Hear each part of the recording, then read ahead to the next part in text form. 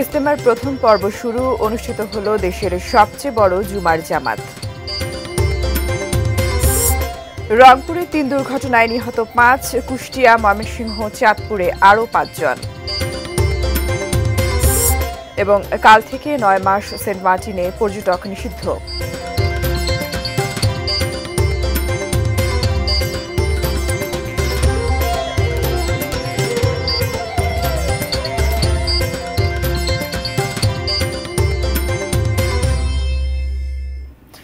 এটি নিউজ দেখছেন। আমন্ত্রণ জানাচ্ছি দেশের খবরে, সঙ্গে আছি আমি ফারহিন টুম্পা। এতক্ষণ আকিজ বসির গ্লাসের সৌজন্যে শিরোনামগুলো শুনছিলেন। বিস্তারিত।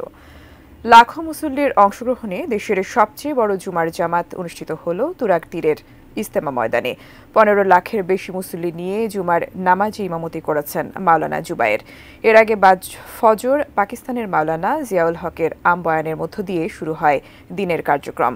এবারও মুসল্লিদের সুবিধার্থে খাবার পানি, অজুখানা, নলকূপ, বাথরুম ও শৌচাগার সংস্কার করা হয়েছে। ইজতেমা ময়দানে রয়েছে বিদ্যুৎ, গ্যাস ও পানির সুব্যবস্থা। মুসল্লিদের যাতায়াতের সুবিধার্থে তুরাগ নদে সেনাবাহিনীর তত্ত্বাবধানে ৫টি এবং বিআইডব্লিউটি এর তত্ত্বাবধানে নির্মিত হয়েছে একটি অস্থায়ী ভাসমান সেতু। এবারের ইজতেমার প্রথম পর্বের আখিরি মোনাজাত অনুষ্ঠিত হবে রোববার। পরদিনই শুরু হবে ইজতেমার দ্বিতীয় ধাপ।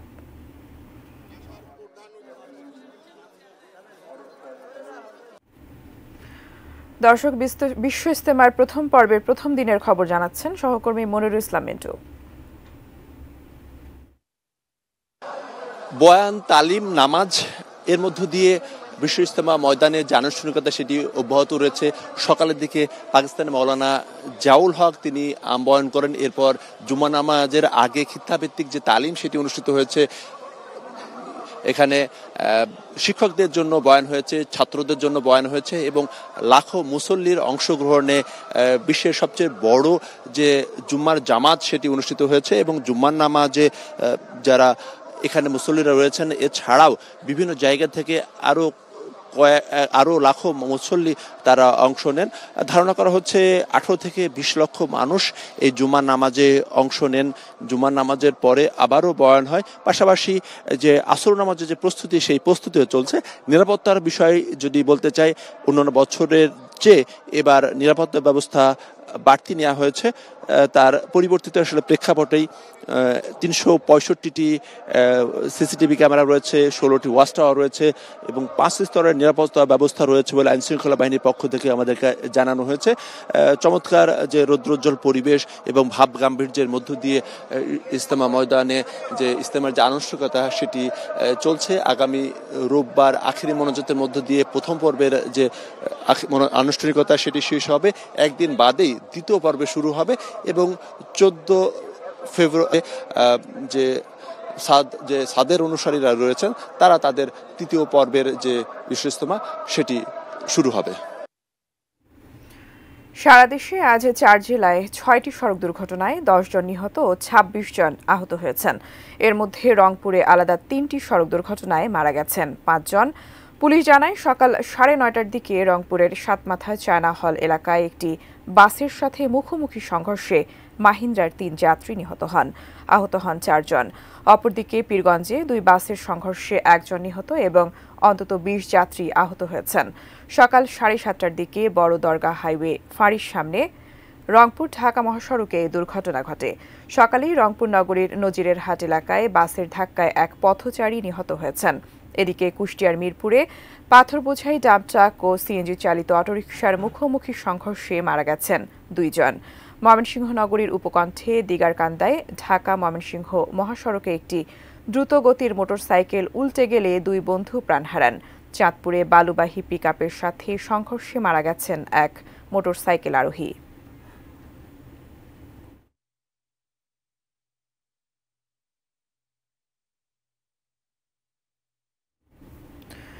দেশের খবর এই পর্যায়ে বিরতি নিচ্ছি, এরপর আরও থাকছে।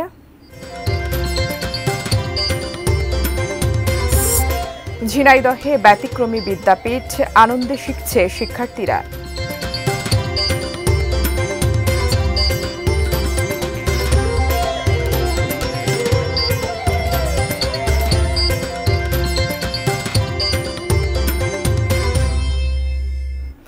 বিরতির পর আবারও আমন্ত্রণ দেশের খবরে। ধন্যবাদ সঙ্গে থাকার জন্য।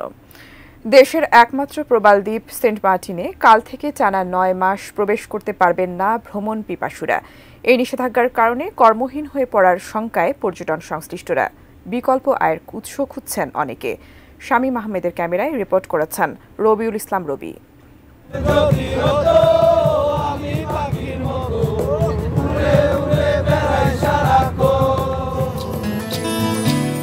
চারপাশে সাগর আর আকাশের নীল মিলেমিশে একাকার হয়ে সেজে থাকা দেশের একমাত্র প্রবাল দ্বীপ সেন্ট মার্টিন। দ্বীপটিতে যেতে মাঝ সমুদ্রেই পর্যটকদের অভ্যর্থনা জানাতে ছুটে আসে ঝাঁকে ঝাঁকে গাংচিল। তারা যেন দিতে থাকে দ্বীপটির অপরূপ সৌন্দর্যের বার্তা।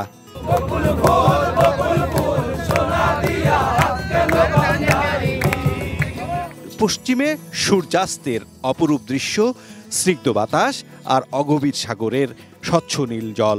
প্রকৃতি যেন দুহাত মেলে ঢেলে দিয়েছে তার সৌন্দর্য। বাঁধ ভাঙা উচ্ছ্বাসে মেতে ওঠার লোভে প্রতি বছর পর্যটন মৌসুমে এই দ্বীপে পদচিহ্ন আঁকেন লাখ লাখ পর্যটক। এই বিশাল সমুদ্র এবং গাংচিলের মুক্ত আকাশে উড়ে যাওয়া খুব উপভোগ করছি। আত্মার শান্তি পেতে হলে প্রতি বছর এখানে আসা হচ্ছে।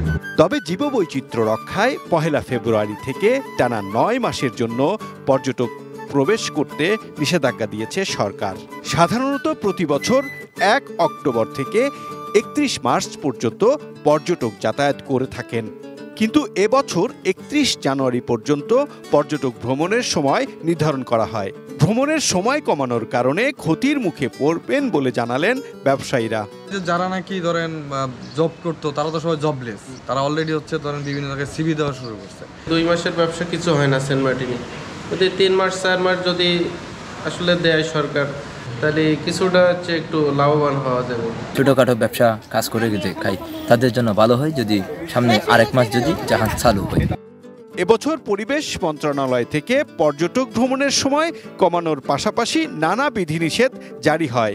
নভেম্বরে পর্যটকদের সেন্ট মার্টিনে রাত্রিযাপন নিষিদ্ধ করা হয়। ডিসেম্বর ও জানুয়ারিতে 2000 পর্যটক যাওয়া এবং রাত্রিযাপনের সুযোগ রাখা হয়েছে।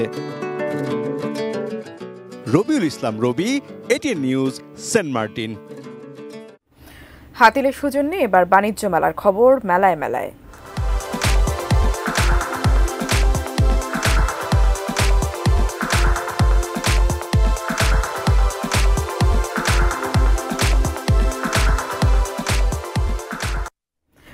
আঠাশতম ঢাকা আন্তর্জাতিক বাণিজ্য মেলার আজ শেষ দিন। উৎসবের আমেজে 1 মাসের বেচা কেনার ইতি ঘটছে আজ।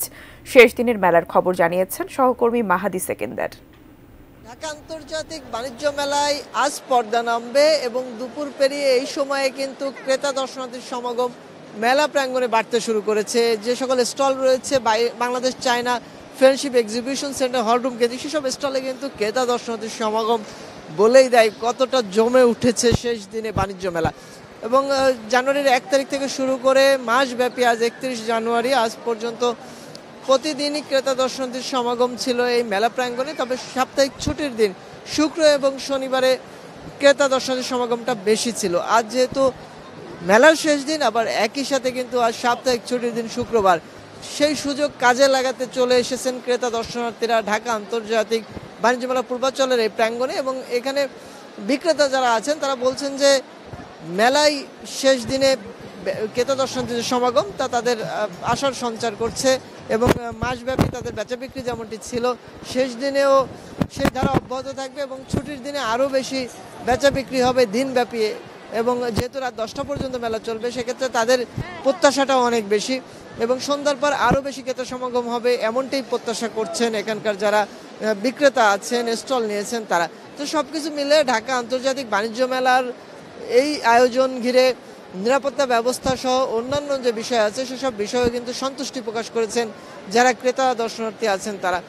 মেলার প্রাঙ্গণটিকে ঘিরে যে উৎসব মুখর যে পরিবেশ ছিল সেই পরিবেশটি আসলে আগামীকাল থেকে আর থাকবে না, কেননা আজ এই শেষ ঢাকা আন্তর্জাতিক বাণিজ্য মেলার এই আয়োজন এবং 29তম আসর শেষ হয়ে 30তম যে আসর আগামী বছর শুরু হবে, সেই মেলা আরও বেশি সুন্দর, আরও গোছানো এবং বিদেশি যে স্টল আছে তার সংখ্যা আরও বেশি বাড়ানোর দাবি রাখছেন যারা এখানে আছেন ক্রেতা দর্শনার্থী তারা। তো এই ছিল ঢাকা আন্তর্জাতিক বাণিজ্য মেলা প্রাঙ্গণ পূর্বাচল থেকে মেলার শেষ দিনে সর্বশেষ। দেশের খবরে পর্যায়ে আবারও বিরতি নিচ্ছি, সঙ্গেই থাকুন।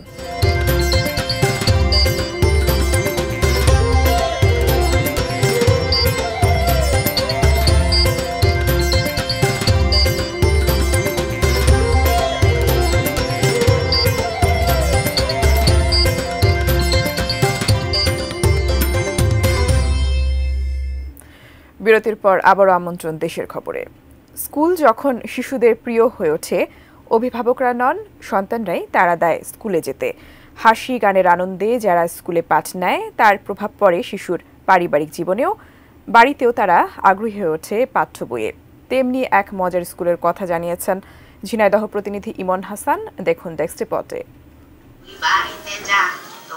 দ্বিতীয় শ্রেণীর শিক্ষার্থী রাকিকা বাড়িতে তার সময় কাটে হাসি আনন্দে। বাড়িতে খেলাধুলা করে, গান গেয়ে, বাবা মায়ের সাথে টিভি দেখে কাটে তার দিন। অধিকাংশ শিশুর জীবন যখন ক্লাস, হোমওয়ার্ক আর স্কুল ব্যাগের ভারে ক্লান্ত শ্রান্ত, তখন রাকিকার প্রতিটি দিন এমনই আনন্দমুখর, কেননা তার নেই বাড়তি পড়ার চাপ। ক্লাসে তার শিক্ষকরাই তার পড়া তৈরি করে দেন। আমি মনে করি যে একটা বাচ্চার মানসিক বিকাশের জন্য যত কিছু প্রয়োজন সেই পরিবেশটাই মর্নিং বেল চিলড্রেন একাডেমি তৈরি করে রেখেছে। রাকিকা পড়ে এক মজার স্কুলে, ঝিনাইদহ শহরতলির আদর্শ পাড়ার মর্নিং বেল চিলড্রেন একাডেমিতে।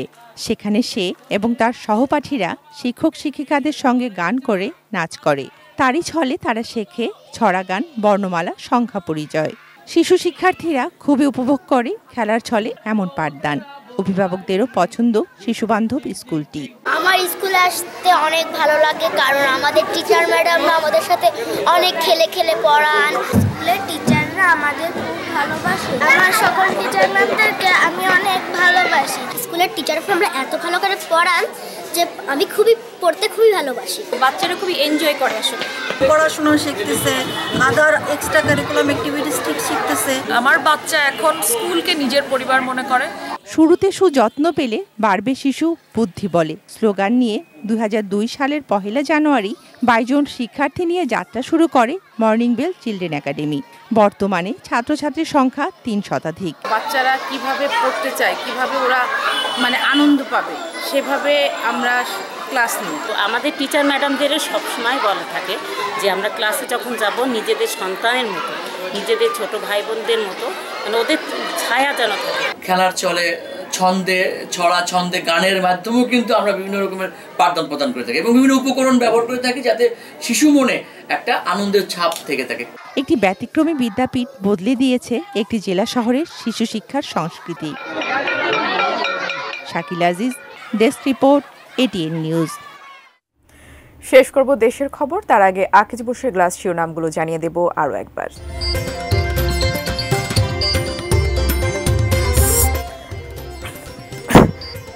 ইজতেমার প্রথম পর্ব শুরু, অনুষ্ঠিত হলো দেশের সবচেয়ে বড় জুমার জামাত। রংপুরে 3 দুর্ঘটনায় নিহত 5, কুষ্টিয়া, ময়মনসিংহ, চাঁদপুরে আরও 5 জন। কাল থেকে 9 মাস সেন্ট মার্টিনে পর্যটক নিষিদ্ধ।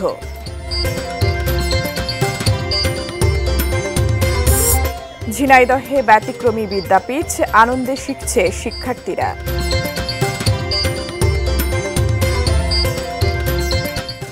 এই ছিল দেশের খবর, সঙ্গে থাকার জন্য ধন্যবাদ সবাইকে।